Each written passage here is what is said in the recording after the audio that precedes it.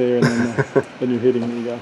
Well, just Andrew Mitchell, I thought 2 weekends ago against Vanderbilt was the best outing of his career, and I think he went up it today. Just what was on the line, and 2 weeks deeper in the season, but just enough strikes, and I thought he just settled, never gave up the big inning, and got his curveball over later in the ball game, and 7 innings from a senior. You know, the last game he might ever pitch here. Just an unbelievable day for Andrew Mitchell. Coach, he's always had stuff, but I mean, yep. You know, it seems like you've been kind of waiting for that consistency peak. What's been the difference? What have you been working on with him to kind of get him to where he is right now? You know, pitching coach, you're just talking about being able to just get over the rubber, your weight, your energy, and staying over the rubber part a longer period of time instead of jumping out. As I've coached for 28 years, I'd say just experience the 3 years, and you want everything to come together at the right time. And he's been in enough moments. He started a game in Baton Rouge and all around the league, and he's had success and failed just like everybody else that's pursuing something. And I just think these last 2 outings, and he's definitely looked more comfortable in the starts than in relief. And we're kind of slow learners sometimes too as coaches.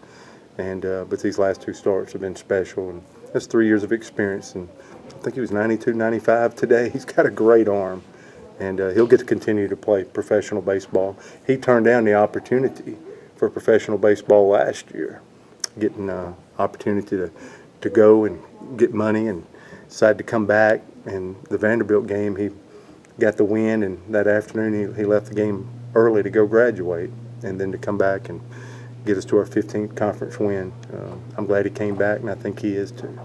Well, it's just offensively, I mean, up and down the lineup, but the Will kind of set the table all weekend, then had a monster game again today. He did. How about Luke Jarvis jumping in there? Will had an amazing, he's unconscious now, and there was a ball in right field that I think only Duplantis can run down, or there would have been another one there.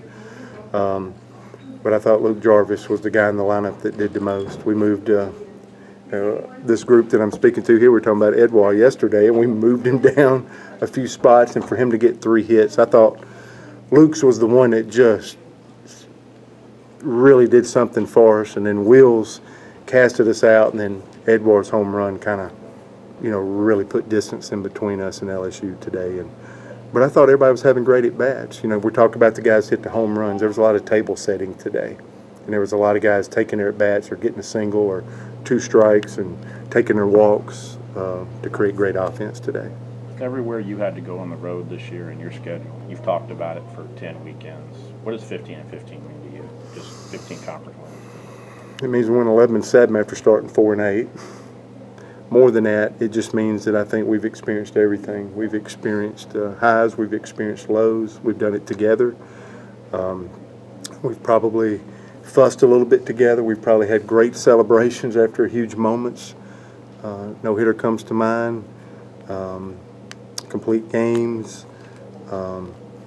We've just been through a lot. What I'll try to sell to my ball club is that, hey, these 10 weeks prepared you for anything. You will not see anything moving forward that you haven't experienced before, and that makes the team, in my opinion, dangerous. I loved our pitching this weekend. I absolutely loved the potential of what I saw in our pitching. And Tanner Burns, Cody Greenhill, I think they can get real outs at game time when it means something. I really wanted that experience of Greenhill coming back. He's going to have to learn how to pitch 2 times in a week in a short period of span because we're heading into postseason. We've got to figure that out. That's why we did that today, and why is Cody Greenhill in the game with the score being what it is. That's why Casey Mize, Davis Daniel, Andrew Mitchell. I love the potential of what we saw out of our pitching staff this weekend. And, you know, game 1 and game 3, I really like my offense a whole lot too. So I think at the end of the day, I really tip my hat to Hilliard at LSU. And we keep moving on with some confidence heading into the SEC tournament. Just the importance of finishing off with a win over LSU and getting that series win. Just what's that mean to head into, like I said, into the tournament with confidence? Yeah, I don't know if we need it, but I think we needed it. If we're not worried about outside noise and we're about inside noise, our ball club wanted that win today. We needed it from the inside. And when I woke up this morning, I was just thankful. I started thinking about our 8 seniors this weekend. I started thinking about, you know, we got Casey on the mound, and that's not the game we win. So what? You know, by the time I got to the park, I just said, let's play ball.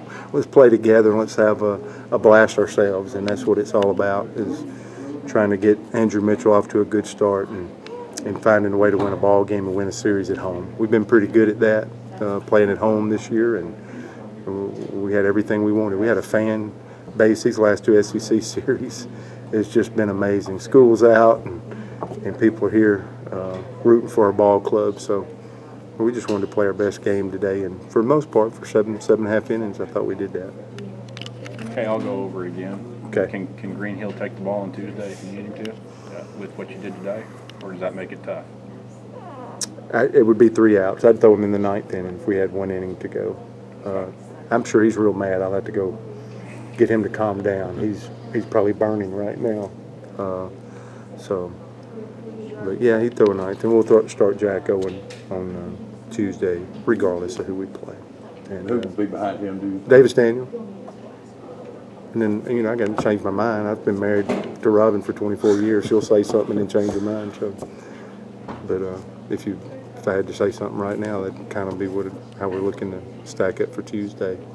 Earn the right to stay there for a while and playing outside of Omaha, the most attended tournament in college baseball. Is it kind of more fun this year when you don't necessarily have the same kind of pressure on you that you did last year?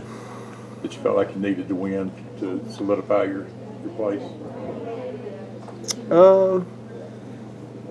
Yes and no.